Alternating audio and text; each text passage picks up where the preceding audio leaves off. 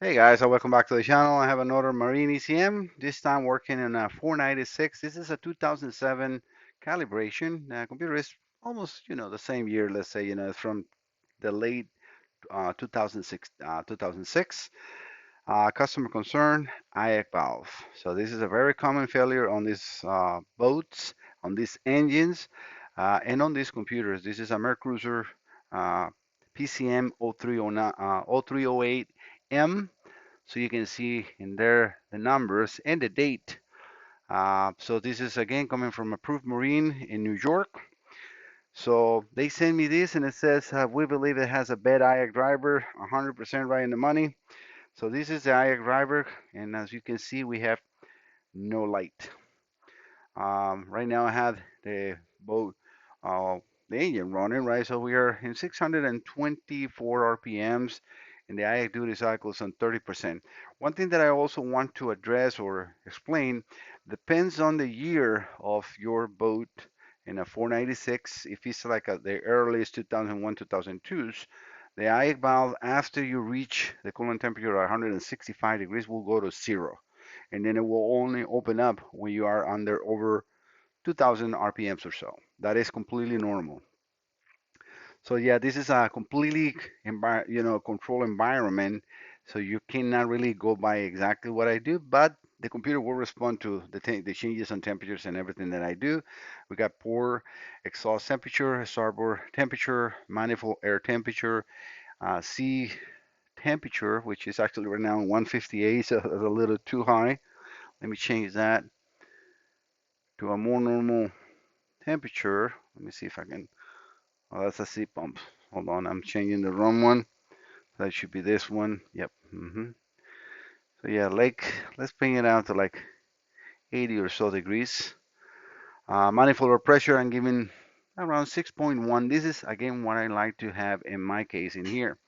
So we see all the injectors. This is a 8 injectors, one coil driver. Actually, no, sorry. It's 8 coil drivers and 8 injectors. And we can see they're all working good. That all part is good. Fiber reference is good. I have the tachometer. This is are the signals that you see is yellow as the tachometer. I pick up one of the ESC signals to the coils and then two of the injector drivers just to make sure everything is okay there. I'm going to turn it off. All right, so we're going to see how those signals disappear. Now we got nothing in there. And we can see if I select this, let me select the RPM in the IAC driver, right? So we can see that from the distance. This is also to show now what is populated in here is the actual calibration. So this is a calibration from May 07 496 MAC, and the calibration number is A66090-004.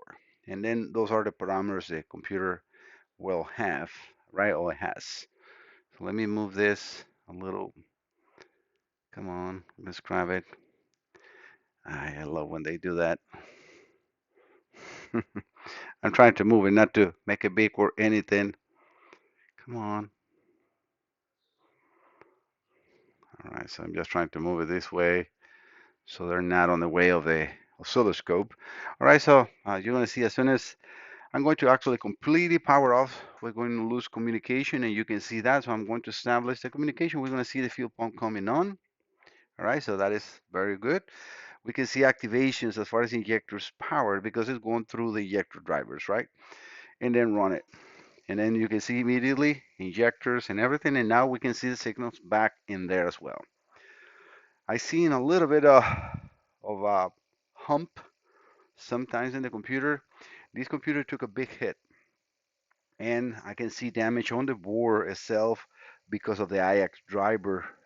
So the IX on these motors are really well known to short and end up taking internals on the computer, not just the IX driver, because the same pre-driver is for the fuel pump and for other functions on the computer, and they can end up completely damaging the computer. Even though now it's running, I'm still, let's say, seeing things that I don't like, and this is what I'm recording the video for the customer, and then to show them later that IX driver working properly. So, but still, let me raise up the RPMs. I want to go up to I don't know, maybe 3,000 RPMs, and we can see the IAC duty cycle changing. This is going to be, the IAC is going to be based on throttle position and obviously RPM. So I'm changing the throttle, which I should have selected as well. So we can see that in there as well. So let me, now we got the throttle position and percentage. I hope that you have seen that kind of like a loss of communication for a second, and I can hear it here. So that's a glitch. You see right there. I want to be sure that we can see that. That glitch you see, that thing that shows in the screen is Diacom losing communication right there. Okay, perfect. I got you. So I want to come down because I don't want to, you know, create a bigger damage. Okay, right there, it happened again. So I'm going to turn this off because I don't want to stress this computer too much because it is definitely something wrong. So I'm trying to make a first video for the customers and show that yes, it is running, but we have something else than just the IAC in here. So I'm going to perform the repairs. You already approved the repairs and try to bring this computer back to life, right? All right, guys, so this will be again just a part one, reproducing the customer concern, seeing my findings and sharing with you all and with him as well. And then let's see if we can correct that. So you saw that glitch at 2,000 or 3,000 RPMs. I can always revisit this first part and then try to reproduce exactly the same thing. So I'm going to leave all these values in my um, simulator untouched. So when I come back, all I need to change it will be the RPMs, but I can, definitely obviously change the throttle to normal position. Right now I have, no communication, but I'm bringing it down to around one volt. That should be around idle, and then we go from there. But yeah, I don't want to stress the computer too much because of what is happening. So I'm going to show you, since it's now not power up, I can turn this multimeter on that I was just using it to read that 5 volt reference. And I'm going to flip this computer and show you some of what happens in here. I want to show you this section in here. You see that section in here and section and under here. I'm going to completely have to remove the board to repair the areas that are damaged and the IAC driver, the pre-driver, and fuel pump drivers and all that stuff because it's definitely have a hit. Very clean board, no water intrusion, no anything. These PCMs 0308M are really well sealed, and I like that. The '09, which is just a year later, they are like, I don't know what happened, what did Mercury or Motorola, because this is what it makes the computer, that it gets water so easy inside them. But yeah, okay. I don't want to take much longer of your time, so let me try to repair this computer and expect part two coming. See you soon. Don't forget to subscribe. See you next time. Bye bye.